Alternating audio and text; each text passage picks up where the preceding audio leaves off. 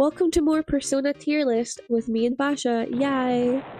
Basically, how this works is the two of us discuss every Persona 5 character for a good while, and then we score them in 4 categories: plot quality out of 10, likability out of 10, design out of 5, and shipping potential out of 5.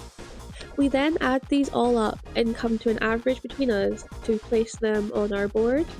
Today we have the twins, Chihaya, Futaba, Akechi, and Haru, and I've put timestamps in the description so you can skip around.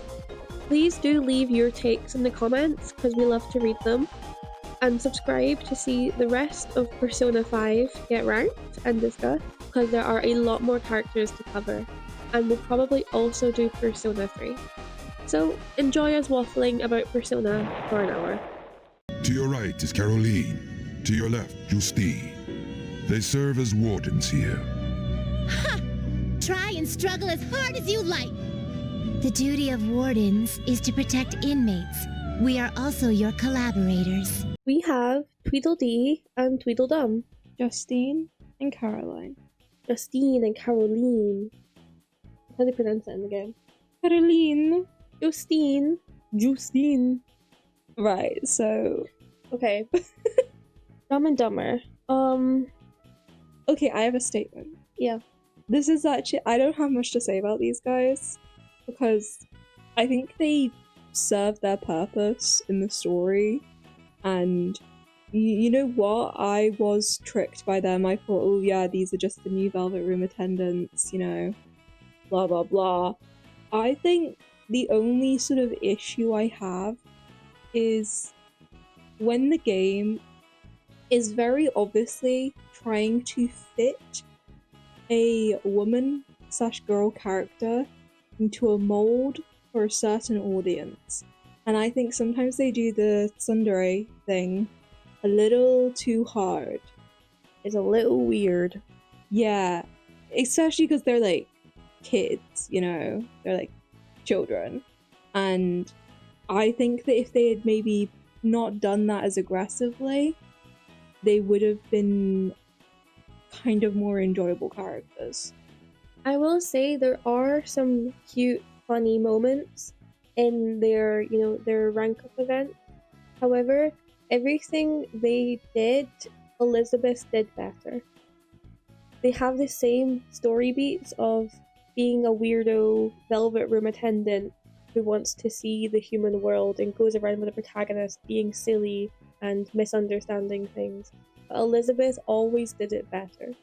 I think okay, I'm coming at it from the opinion of that I didn't do their like social link, so I don't really have a lot to say on them other than just sort of, you know, what the actual game sort of gives you on like a basic level, and I didn't find them like offensive to me.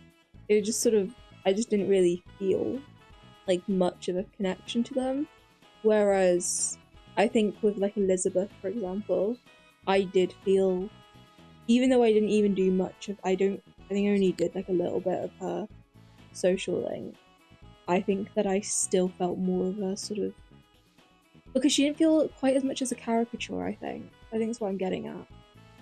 Elizabeth's a goated character. I did all of her rank ups, I think. I've at least seen all of them, because I am autistic and I watch 100 Let's Plays all the time. She is just much better implemented, and it feels like the twins are kind of just copying her swagger. Anyway, let's rank them. Yeah. Okay. Plot quality, honestly, I don't really give a shit. Yeah. So give them like a 1. A 1. I'm gonna give them like a 1, I think. Wow. Just because I think that they could have done something a bit more interesting with them. Considering that the Velvet Room being like replaced and stuff is like actually quite integral to the plot. Yeah. Yeah. Likability. I didn't really like them very much because they're just kind of annoying. They're not horrible. They're not like completely offensive, and they do have like silly moments. So likability, maybe a 2 out of 10. Okay. I'm gonna give them a 4. If they had been written a bit differently, I would have liked them more. But I did enjoy them as like my weird, like, little children. Design. Well, they're just some little prison uniforms, aren't they? Yeah. Well, I like that their hats spell oxymoron when put together, Yeah. but I'm not very taken with their designs. 1 out of 5. Whoa. I think they could have been like a little bit more interesting, but I do actually quite like them, so I'm giving them a 3. Shipping potential, A 0. big fat 0. Okay. Wow, we have not rated these guys very highly. You have come to a 4, Damn. and I've come to a 8. So they get a 6? Oh, they've just made it into the second last year. Fair enough. Like, yeah, I wouldn't feed them to wolves. I just, like, don't care about them. I am simply a fortune teller who provides advice to people with broken spirits, so that they will have conviction and face their future without getting pushed around by fate. Chihaya! Neither of us have actually completed her social link. So this will be a bit of an unfair Chihaya ranking. But I do have a statement to make that I feel goes in her favor. Okay. I think that she is a good sort of character in that she helps further set the scene of the Japanese society that Joker is currently in as being unfair and exploitative, especially on working women, and also kind of showcases the changing sort of climate of Japan, of, you know, people from the countryside moving to the city, and all of these things, which, while they're not super obvious with her, I think that it just helps set the scene better in the it's further sort of like the wider storytelling of Japan is changing, it's becoming something else, and that's why Shido is kind of getting this power, is because things are differing and the natural order is kind of changing a lot. I mean, I guess. Yeah, I don't really have that much to say like specifically about her actual character, but I think she kind of like serves that specific role quite well. She is very okay. Yeah. I think let's just move to our ranking, because neither of us have finished her. If you're a big Chihaya fan watching this, or bad, Feel free to comment your thoughts and feelings about her place in it. feel free to try and come kill us. Or be No. mean to your waifu. Plot quality. I feel like what she does, from what I've seen, she does okay. Okay, what I remember is she is genuinely a fortune teller, but she's been taken in by kind of a company or somewhat that makes her like sell overpriced fake spiritual objects, and she very deeply believes in fate and that is unchangeable, and Joker shows her that she can change fate, essentially. Hashtag brave. If you could change your fate, would you? Alright. What would you give her then? Well, I was never very interested in her, so let's give her a 2. 2. I might give her a 3. Okay, get over. Likability. She did scam us, but she wasn't very mean about it, I suppose. I did like her, so I'm gonna give her like a 6. Okay, I'm gonna give her a 3. I was never very taken. Design. I think she's cute. I do like her design a lot. Yeah, I'll give her design a 4. Whoa, I'd give her a 3. Okay. Shipping potential. I don't really care. I guess it exists with, you know, the other adult women, but she's never in my radar for shipping, so I give her a 0. Okay, I did see some really good art of her and Oya once, so I'm giving her a 2. Or the other character that no one gives a shit about. Okay. Okay, so Chihaya, has gotten a score of 12 points, putting her just at the bottom of being, yeah, I know that guy. Which is actually very deeply how I feel about her. Yeah. Yeah, I know that lady. Yeah, I've seen her. Yeah, she's around. She's at our table. You have done well in coming here. Now we move to the big hitter. Tabers. Tabers. I love you, Futaba. You are my baby. I rock you in the basket. Whoa. Yes. She's very cute. Would you like to go first, or shall I? You can go first. I'm still formulating. Okay. I think that her story is really interesting and really well done, and I especially do like that she has a palace that is sort of more reminiscent of Thor's palaces, which, again, I haven't actually properly played it, I only played a bit of it, but I think that is really fun that they changed it up a bit. It's a very good break from the pace, I would say. It's a big surprise. The player has gotten very used to just being at some evil man, doing evil man things. Yeah. And now it's like this is a very depressed little girl. Yeah. It feels more personal. I also think that it's a very good, solid introduction to... Obviously, we don't quite know like all the details like fully at that point, but the immediate effects and fallout of Akechi's actions is one true crime. Because Futaba's mother is kind of a diva. Yeah, she really was. Rest in peace. I think that Futaba, her like development throughout the story is really, really good, and how she kind of moves from being this very shy and skittish and just like all around frightened and terrified girl who is kind of being... I know a lot of people never want to say anything bad about Sojiro, but he is kind of enabling this behavior of hers. Not kind of, he completely is, because he feels guilt about the whole situation. Yeah. And she has no one really truly sticking up for her. And then she sort of starts developing, you know, friendship with Joker and the others. And I do like that, you know, unlike Miss Yoshizawa, she does actually get to develop a relationship with the other Phantom Thieves. I was just thinking that she has a close relationship with, I would say, mostly Yusuke and Ann. Yeah.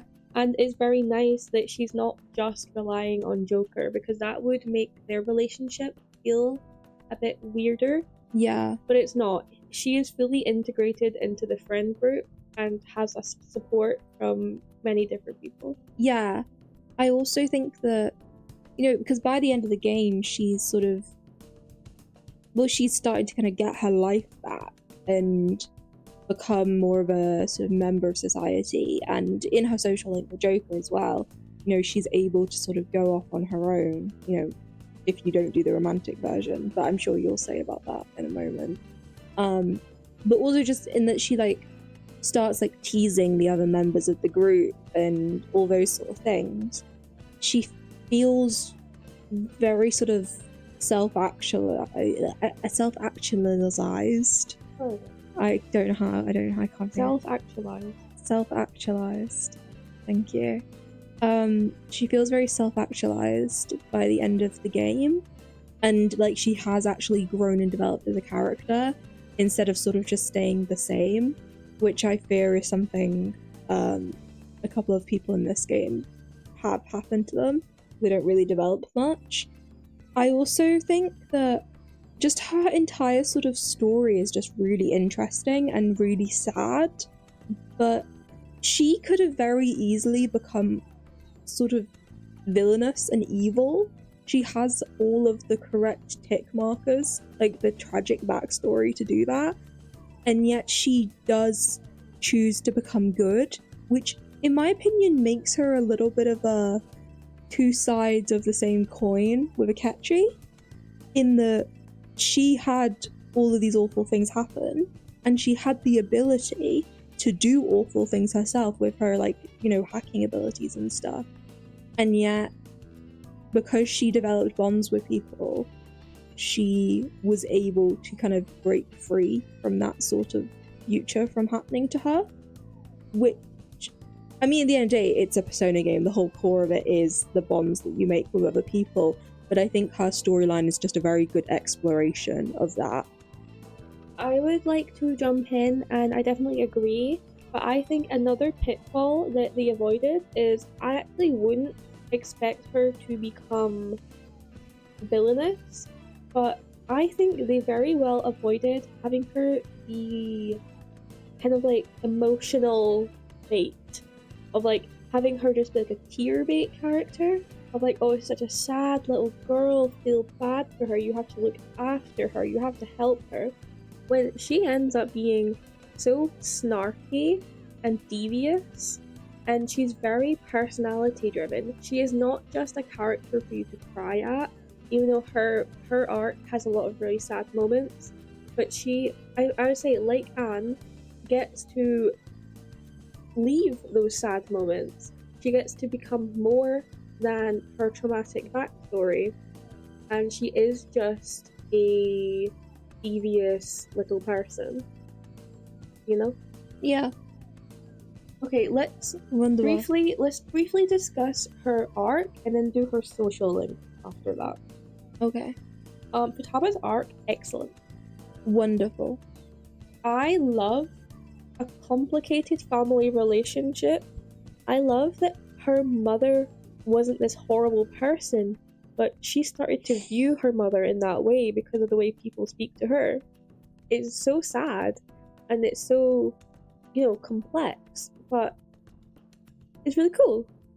No, I agree with you. I think that they did Wakaba, really well, in my opinion. And in a way that you feel like you're really kind of going through it with Futaba as she's having to deal with all of these sort of different perceptions and ideas of what happened.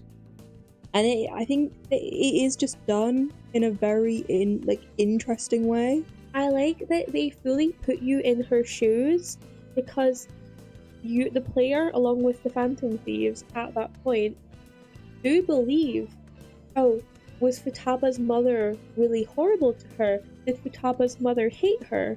Because that is the information that is being presented by Futaba's palace. And then slowly, alongside Futaba, you learn the true story of her family and her emotions were manipulated by a higher force. There were, evil men in suits. Yeah. Which links to the rest of the game. I also think that her palace is just incredible. Yeah? I really liked... The music's great. Yeah, I really liked being in a pyramid. That was brilliant. I just had a great time in there. I remember, this is not that important to the actual analysis or anything, but I was playing her palace on a train journey, a 5-hour-long train journey from visiting my parents, and I literally was just having such a great time that I just kept on running back and forth and getting new monsters to spawn because I was just enjoying the vibes and the music so much. Oh, that's very nice. And I didn't actually make any actual progress in her palace. Yeah, so I would say her intro arc, so strong. I think it manages to introduce her being snarky alongside her being tragic in such a way that it never feels like the clash. It never feels like too much. It's just this is a fully formed person with multiple layers. Yeah. And I think she has a good sort of cycle of development and becomes a good character. I mean, she's always a good character, but you know what I mean? A good part of the team who isn't then sort of... She doesn't feel abandoned after that. Exactly. Before we go into her social link, I would say I'm not a Futaba shipper, but her friendship with Yusuke is so fun. I love that they're just kind of fighting all the time, and they're like two little cats hissing at each other. And I love that she gets to form these friendships. And I love that she's like close to Anne, who feels like, you know, almost her complete opposite in some ways. But they're both just like really nice and they get on really well, and I love that. I read a great Anne times Futaba fanfiction once. That's really cool. Yeah. Her social link. Yeah, social I link. really like it, and I didn't romance her, right? Because that's oomph. But I think that. Oh, do you want to say this? Because I think you feel this more strongly. Because I didn't. Yeah, I have watched playthroughs where she is dated, and I feel like it is a dramatic drop in quality to the platonic ending. Where in the platonic ending, we see her off. We let her go out in public on her own to the shops. She has so much fun that she forgets that she was meant to meet back up with Joker. She's confident, she's okay. She comes back all happy, and she tells us like what she wants to do by herself. It's really adorable. In the romantic route, she simply doesn't leave his side, which I think is detrimental to her development, and it's not necessary. Just because you're dating someone doesn't mean you cling to them. Like, that wasn't necessary. She didn't have to not go on her own just because she's dating Joker. Yeah, no, I agree. I think you're right. It's messed up. Also, within her social link, I think fulfilling a promise list with her mum is incredibly cute, and as much as it was like randomly kind of like messed up plot wise, do you remember the friend in her storyline? Oh yeah, I do. The girl who was being like abused by her parents. Yeah, and she gets like back in contact with her. Yes, I think that showing that Futaba was not only just like an introvert and shy and scared, to which harmed herself, but it stopped her from reaching out again to this girl because she was too afraid. But through her development, she becomes braver and she wants to like talk to this girl again, which is possibly going to help this girl a lot, which I think is a really good showcase of how her becoming more confident actually helps everyone around her, not just herself. I think she's a great example of a NEET being reintegrated to life and society. Yeah. Statement ended. Okay, my rating for sort of like storyline plot is I'm giving her a 9.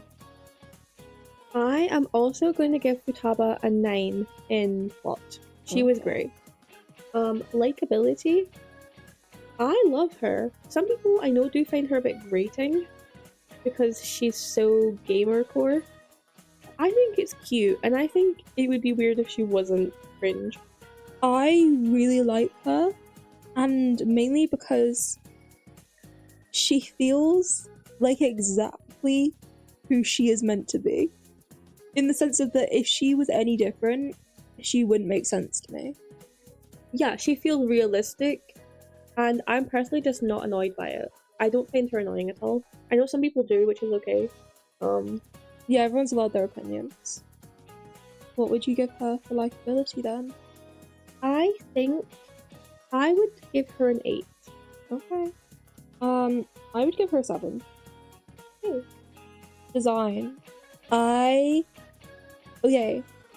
I'm coming at this from the angle of that I don't really like her outfit, but I think it is like not her. I love her Phantom Thieves outfit. I want to say that her sort of day-to-day outfits, not my personal cup of tea, but I do think they are very good in the way that that is how a girl who has all of her interests and is light would dress. So I think it's sort of on a sort of costume level very good. So I would rate her pretty high. But I do love her Phantom V's outfit. I think it feels very her while still having the aspect of being, you know, Phantom Thieves. Personally, yes, I definitely agree. Her Phantom Thief outfit is so cute.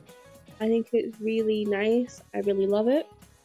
Honestly, I like her outfits because I guess I'm a bit more like her than you are. Um, I've cosplayed her before, and it was a very nice outfit to wear. I love her hair. I think she's cute. Yeah, no, I would say a 4 out of 5. Whoa. I would also give her a 4. Oh, Shipping potential. okay. I don't know. I'm not that into any Futaba ships, but a 4 was just put on the board. Care to explain? I really like Antaba. Antaba's pretty good, yeah. Kind of peak, honestly. Yeah, and I do like that they hug each other in the intro. You remember? Yeah. Yeah. I would give it more of a 2. Personally, I'm not that emotionally invested in any of her ships, but I do see the potential of Antaba. That's fair. Okay. A 23 and a 24. Exciting! Futaba has a score of 23, meaning she is up behind Anne in the second tier. Yeah, we love. Oh, Don't make me laugh! Justice! Righteous! Keep that shit to yourselves! You and your teammates piss me off! atomic bomb has hit the building. Oh my god! Oh my god. Oh my god. Oh, this is gonna be long. I like forgot he was here. I got jump scared. I forgot he was coming. Jesus Christ. I'm startled. I don't even know where to begin. Okay. Wait, I'll begin with one simple statement that isn't actually addressing anything.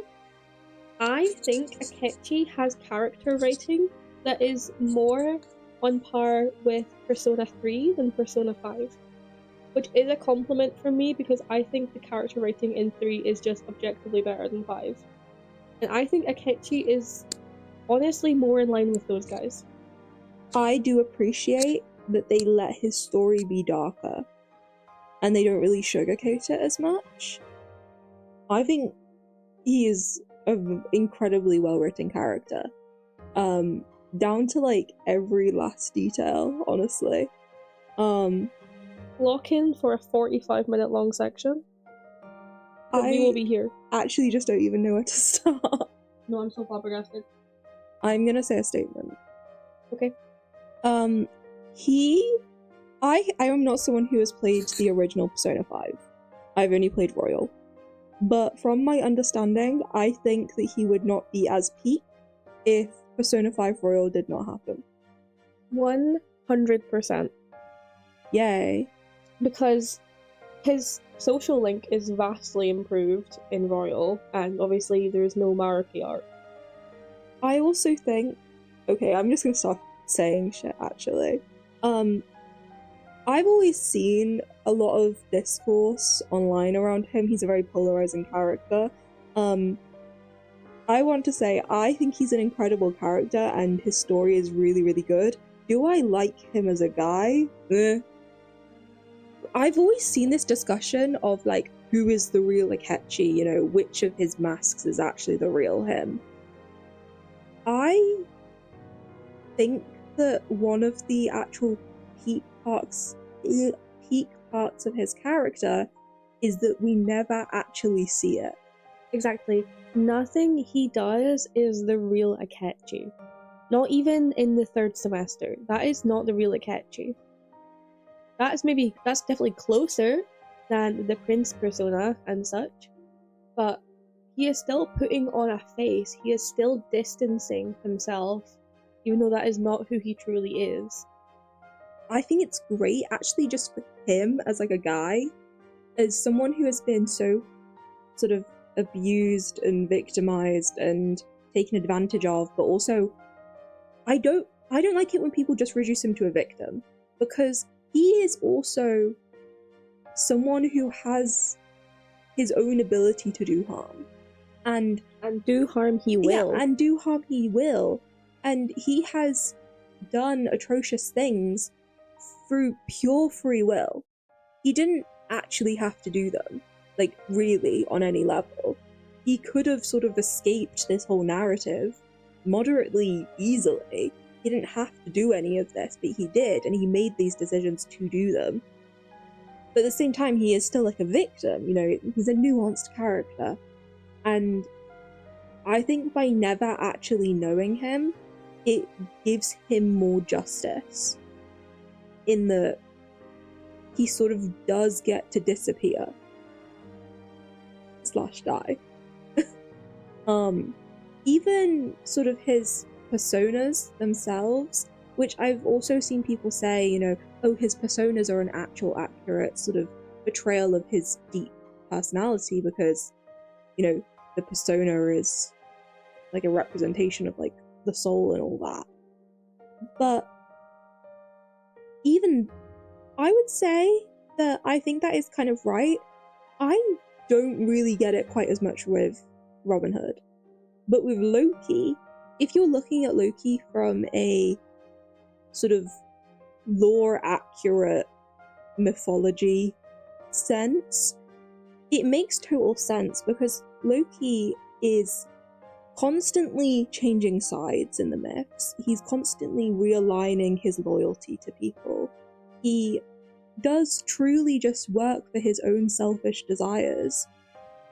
But at the same time, you know, he's integral to everything happening around him. You can't really look at a lot of Norse mythology without looking at Loki, and I think Akechi fills that sort of position in Persona 5. You know, he is irreplaceable within it all, but he is at his core a selfish individual who, while being selfish, he lacks any actual sense of true sort of personal direction, in my opinion. True that. But I would like to further make a statement about his personas, about Hereward, who I don't think anyone else in the universe, well, probably like 5 other people, have read Kingsley's novel that came out in the 1800s, which is about Hereward the Wake, who is a sort of, he's a real person from history. He's a semi-mythologized sort of folklorish guy, but he was a real guy. He's talked about in like records. His death scene in that novel, which happens in, I think it's like the 3rd to last chapter, is weirdly incredibly similar to Akechi's death scene in Persona, which makes me think that someone in the dev team had like actually read that. Well, probably. Yeah, I mean, they probably were naming the persona. Yeah, I mean, after it. probably did, because it does actually feel like an incredible. Well, it's not random in the sense of that a lot of people do say that Robin Hood came from Hereward as like a guy, because Hereward was around in sort of the 1300s, and Robin Hood was first mentioned in a poem, I think it was 1370. Well, I think that is actually just how they did the Third Evolutions. Is it's meant to be the human behind the story, which is the first persona. But like in Hereward's death scene, you know, he's effectively sort of caged down and bombarded by a bunch of people, and his sort of lifelong enemy, i.e. Joker and his team, and is kind of reduced to a caged animal by the end of it.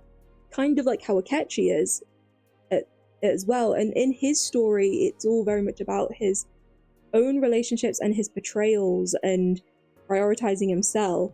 But also the story has the whole thing of, you know, the wider sort of cultural context of the English sort of fighting against foreign rule, which sort of bites into that further societal thing that is going on in Japan in the game, of fighting against this sort of, obviously Shido isn't a foreign rule, but this rule that isn't necessarily best for the country.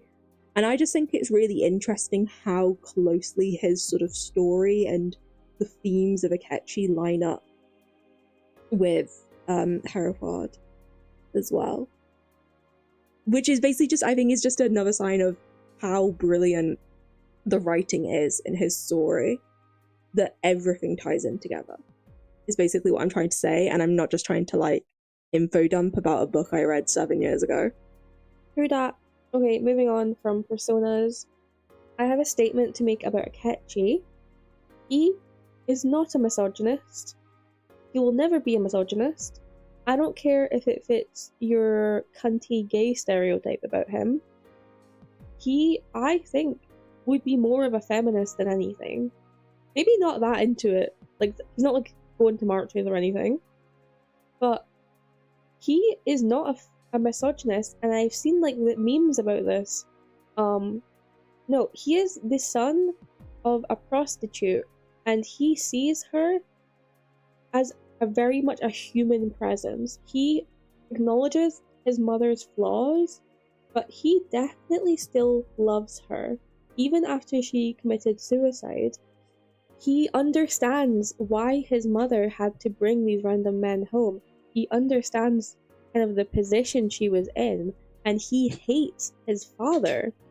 His rich father, who impregnated her and abandoned her, and never acknowledged either of them ever again. And I think if he was a misogynist, if he was a horrible person, he would blame his mother for her work and how she handled life. Instead, he is intelligent enough to place the blame on his dad, who is definitely at fault. And I love that about him. I love that he loved his mother. And I love that he looks like her. And I've seen really great sad fan art, for example, of him looking in the mirror and seeing his mother. And when Shido talks to him and Akechi confronts Shido, Shido says, "You look just like that woman," with like an air of contempt in his voice, and I think that's just excellent. I love that as part of the plot. I really like in his social link how he, is it like they're in the bath together? Of course, they're being naked and getting in the bath together. Yeah, when they're like cleaning each other's toes or whatever. Yep. And he gives this sort of bite-sized version of his like history and his background to Joker, and even then he's not giving like all the information or anything. I really think that his social link is so great in that you feel like when you're doing it that you're like learning more about him and you're getting closer to him, but then when you like the moment you actually like leave the hangout, you're like, damn, he just said a whole bunch of nothing, didn't he? He was like yapping, but he actually like gave me no real information. And I think that's so sort of well done in that you never actually see him at his core. You can tell he is trying to form a relationship with Joker, obviously to betray him, but then obviously again because he is kind of obsessed with Joker. But he has this natural inclination to always keep people at arm's length because he is afraid that they will see that he is inadequate. A la my favorite thrash out in the game, where he calls Joker attic trash. And I love his crash outs. I have seen this opinion where people say like, oh, we don't really see Akechi till he's having his sort of crash out before he dies in the boiler room, where he like kills himself and his shadow self. I would argue that even then we don't see her, like we don't actually see him, because who a person is when they're being caged down and defeated is not actually who they are. It's like an emotional response. It's not actually like a them as a person. So I really, really like how we never actually know him as like an actual person. I think that's just a really neat aspect of him. Yes, true. I think it lends to the tragic nature of his story. I would just like to talk about some of those crash outs.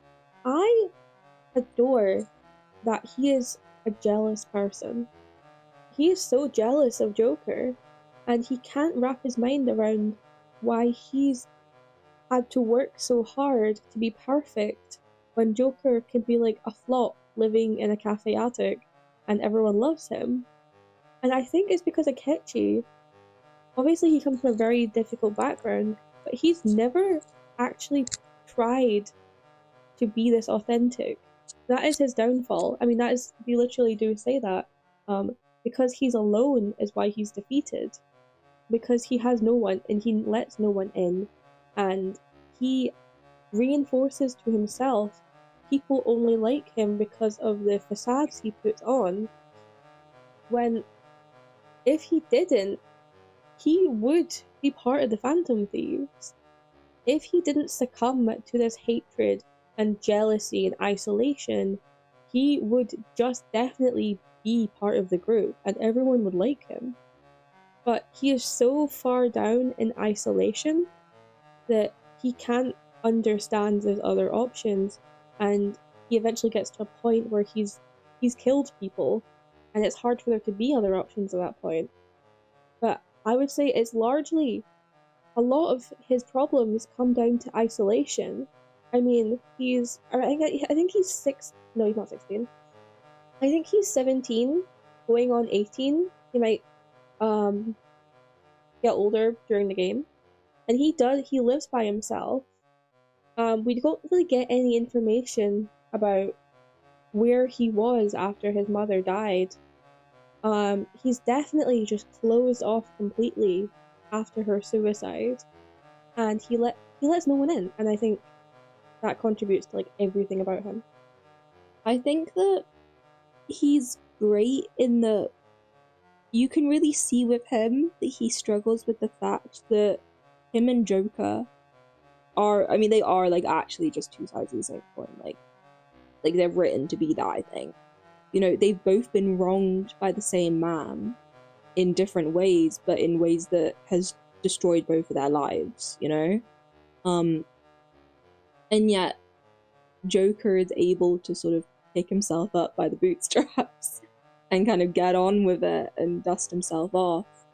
And Akechi just isn't able to do that. Well, I would say with Joker, it's more accurate to say that, I mean, what it is in the game is that he reaches out to everyone around him. He has this desire to save others and get to know others and form these genuine bonds because he's a Persona protagonist. Whereas Akechi is his complete opposite in that regard. Yeah, in that he isolates. Yeah, Akechi has no desire to save other people, whereas Joker does.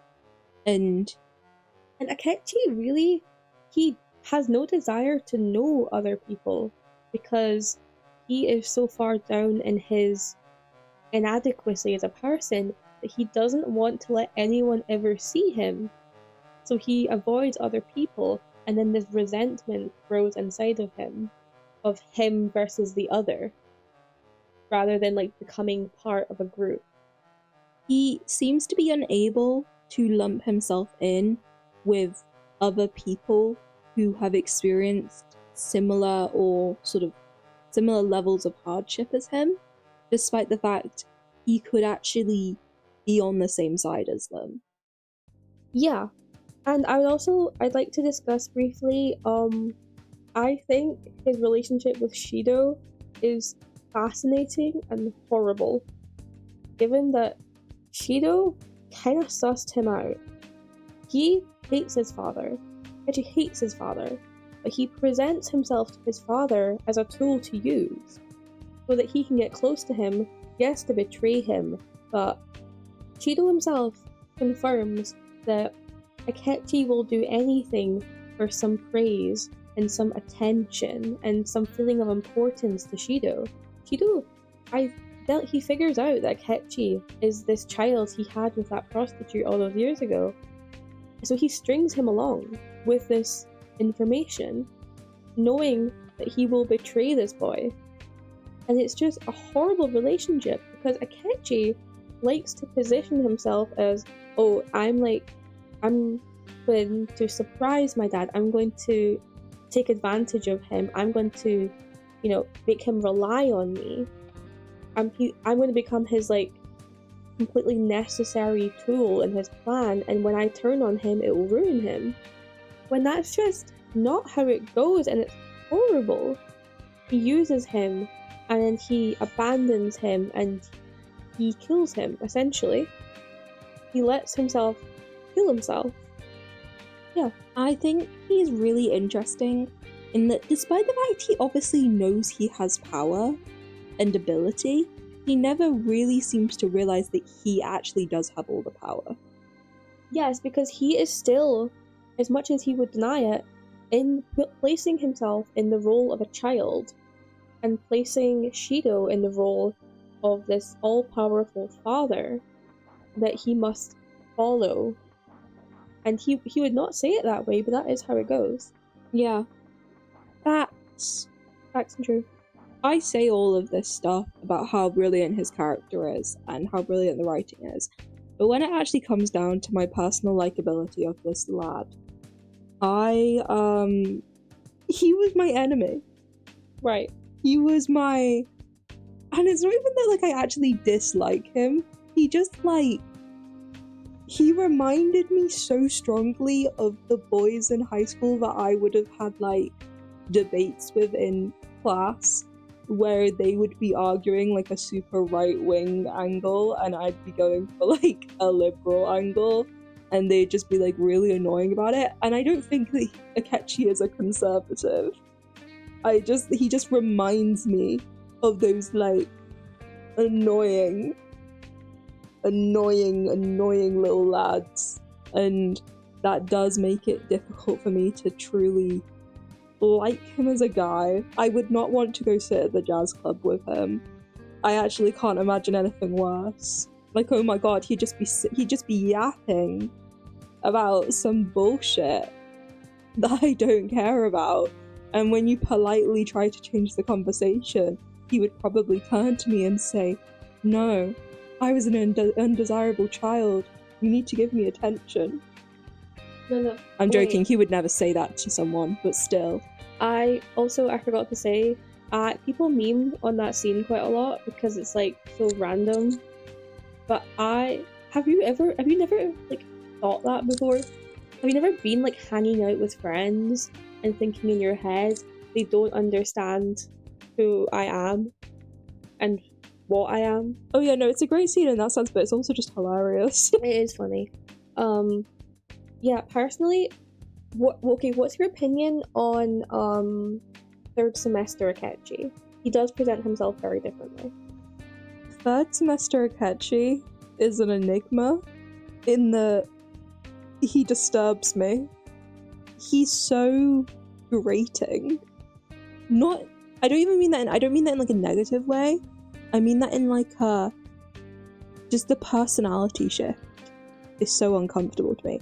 But also he just becomes so much more tragic because he truly is not even fighting for a chance to survive. He's just sort of like, no, we need to deal with Mark and then I can be dead.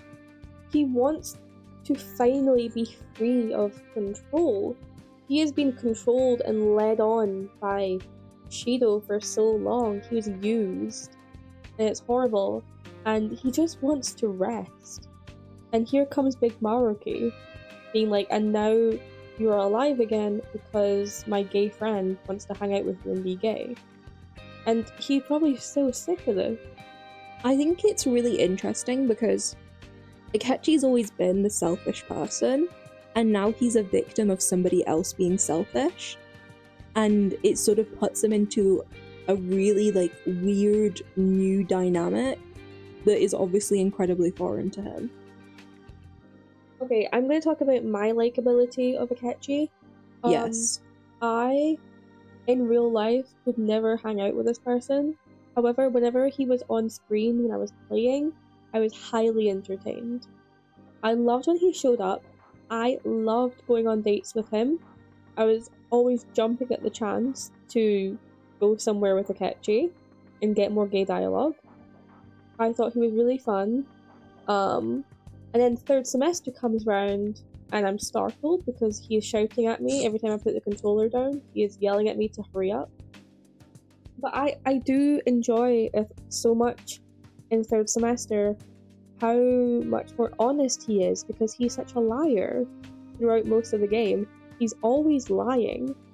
And yes, this isn't like who he truly is, but he is just speaking his mind so much more and having fun. It feels like he wants things to be over with, but while he's like forced to be here, he may as well have fun slaughtering some shadows and, you know, poking fun at Sumire and dicking around, being difficult.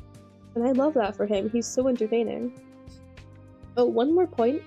This isn't really anything that will affect his score. I think the royal trio is such like an industry plant. That's not real.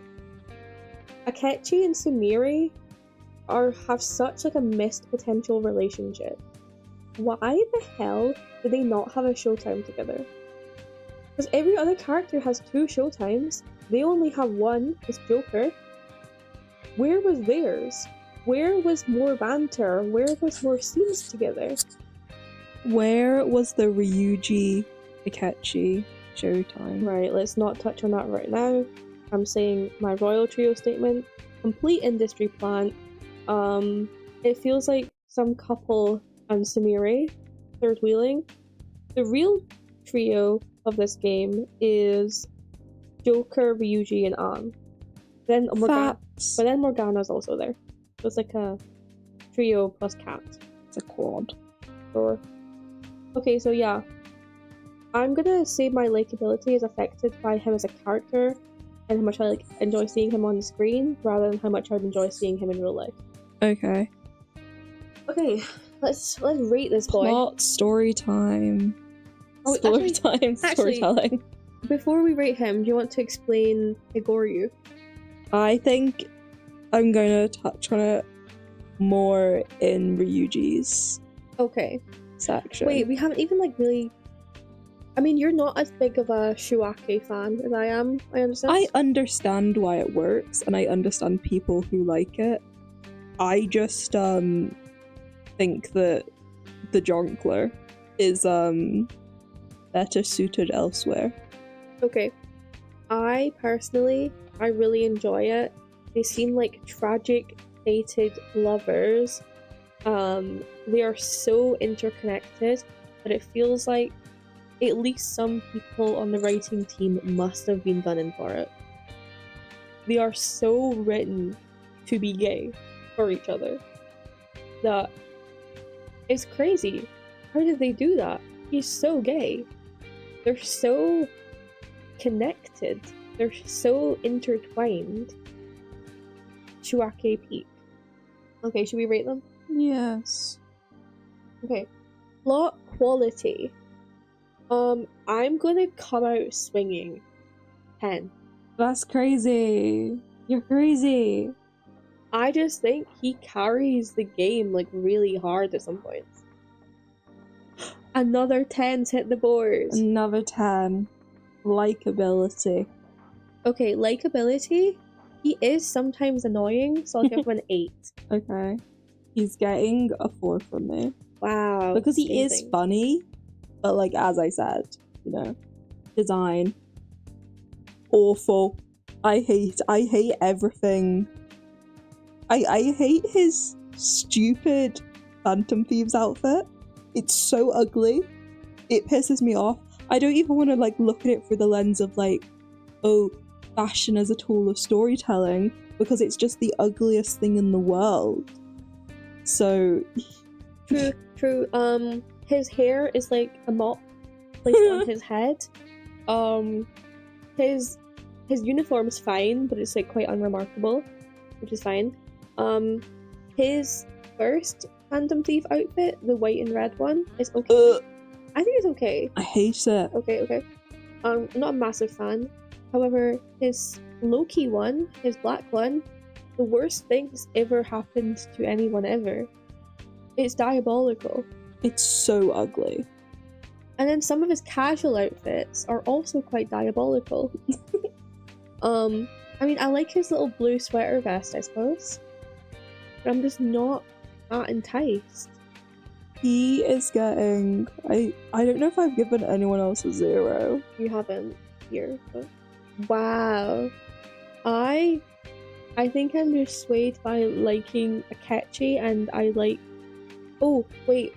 Think of his 3rd semester casual outdoor clothes with like the big jacket and the scarf. Fine, I'll give him a 1. That's the highest I'm going. I like that outfit. I'm gonna give him a 2 in design. Right. Even though I was like gunning for it. Shipping like, potential? 5 out of 5. Immediate. 5. Yeah. Because, yeah, obviously Shuwake is like the peak canon one, but I've also kind of come around to Akechi and Ryuji after watching one TikTok. So I think Akechi is great. And you know what? Weirdly, I could exist in a world where Akechi times Sumire. Same. If they had a better written relationship, it could have happened.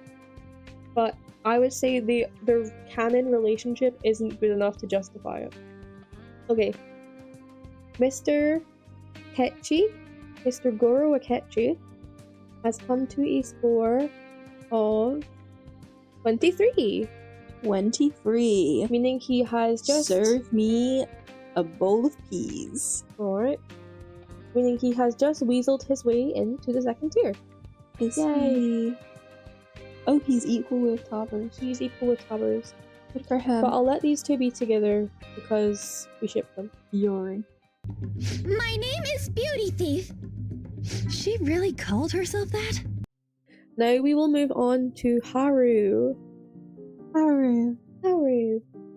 I like her, but, and this is a big but, she is a victim to the writing. I hate how she never actually gets angry at her father. Despite the fact he has been awful. And you might say, oh well, she's got complicated feelings because he dies. She never actually really shows genuine anger or like madness towards him, which is so odd considering that he is shown to be fully aware of the fact that he is putting her into a marriage with someone who is creepy and awful. I also think that she is kind of just a victim of coming into the game quite late, so we don't really get much of an exploration of her. I think that wouldn't be as big of an issue if we didn't have the Morgana Ryuji fiasco taking over her entire arc. True. Because who's our like latest arrival in 3? I think it's Shinji. Yeah. But the thing is, with Shinji, he joins us quite late and then leaves us quite quickly. Persona 3 spoilers. Sorry. Yeah. He's only in the party for 1 month, but they set him up excellently. They pepper him throughout the game. We get to see him more and more, and I think he's an excellently set up late joiner. Haru, on the other hand, you can bump into her like once or twice in the school throughout the game, but she just kind of apparates into existence, I would say. Yeah. If a character is joining so late in the game, I think she should have been introduced and kind of like drip fed into the plot somehow. I would say, yeah, but I think like it wouldn't actually matter that much if Morgana and Ryuji weren't like stealing the spotlight the entire time. I also think my slight issue with her kind of arc is that, one, she stole my cat. Secondly, She didn't. she stole my cat. She didn't steal your cat. I know that Your everyone... cat has agency. Nobody else seems to be upset about the fact that their cat gets stolen Because and he goes doesn't. missing. Because he doesn't. No, it actually... He doesn't get stolen. I was actually speeding through that part of the game because I just was so... I just like couldn't believe Morgana was gone. Yeah, this is like slight foreshadowing for the future of this tier list. We have the world's biggest Morgana supporter in the room. Morgana is my... I love Morgana. Okay, leave it till Morgana. Sorry. Yeah. But he's doing it again. This is Morgana taking Haru's spotlight once again. No, okay. I think that, okay, obviously, her dad does get killed. Hashtag spoiler. But her arc doesn't feel well integrated, in my opinion, to the wider story. But maybe I'm just saying shit. No, I would... Okay. To make an argument for the Akumura arc, it is the arc where they are seeking people out, fame is getting to their heads, and things go too far. But I still wouldn't say it's like excellently written or anything. I think also Haru, I think she just doesn't feel like she feels like one of the slightly weaker members of the team. I don't mean in like strength, I mean just like in like writing.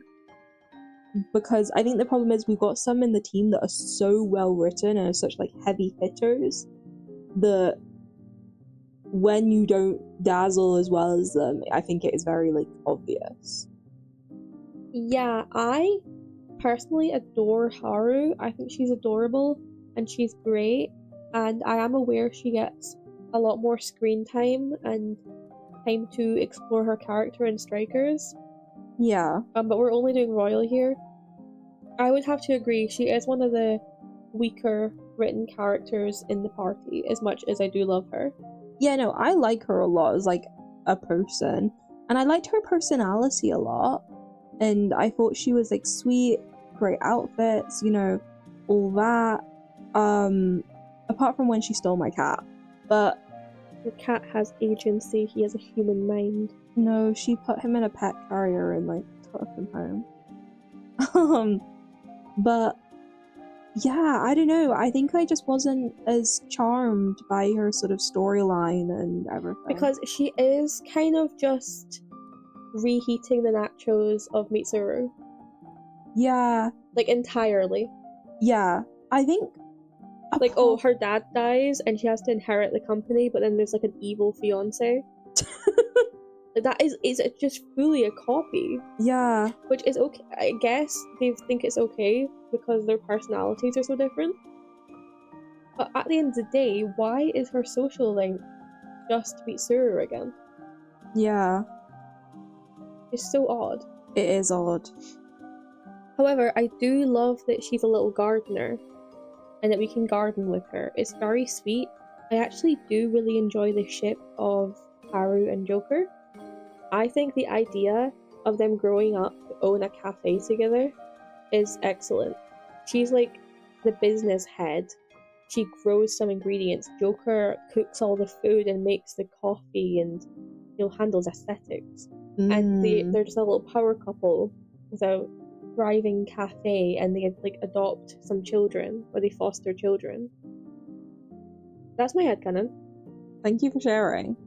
I think we should rate her. Okay. Plot. I would give my girl a 5 out of 10. Okay. I would give her a solid 4. Because, I mean, the good parts I enjoyed, weirdly, I wasn't very moved by her awakening when I first saw it. But then when I seen it again, when I was watching her Let's Play, I was like, wow, this is like really great. I don't know how I feel. That's cool. Yeah. Likeability. Oh, she's so nice. I'm gonna give her a 9 out of 10. That's cool. I think she's adorable and great. I think I would give her a 8. Yeah, I really like hanging out with her. Design-wise, brilliant. Oh, I love her big forehead, I love her fluffy hair, and every outfit she wears is so adorable. She's my front-facing Haru, you know? She's so cute. I love... all her outfits in the real world are great, and then her Phantom Thief outfit is brilliant. I love how not sexualized it is, because that's, you know, a rare gift. It feels very accurate in her introduction to this whole world is through Morgana, who has a very specific viewpoint of justice and being like a gentleman thief. I think that the fact her outfit is like that feels so correct considering her introduction to all of this. True, yeah. And it's adorable. It's adorable. I'm giving her 5. I'm giving her a 5. Whoa. Shipping potential. Okay, I love the Haru and Joker ship, and I also do quite enjoy some Haru times Makoto. So I think I'll give her a 4 for shipping. Whoa, I think I don't feel that strongly about any of her ships, but I would give her a 3 because I think she does like slot in well with them. Haru has earned a score of 22, which I think puts her above Maruki. Mark is on 21, yeah. Yep, so Haru is just above Maruki on our ranking. Yay. Whoa, We love you, good for Haru. her.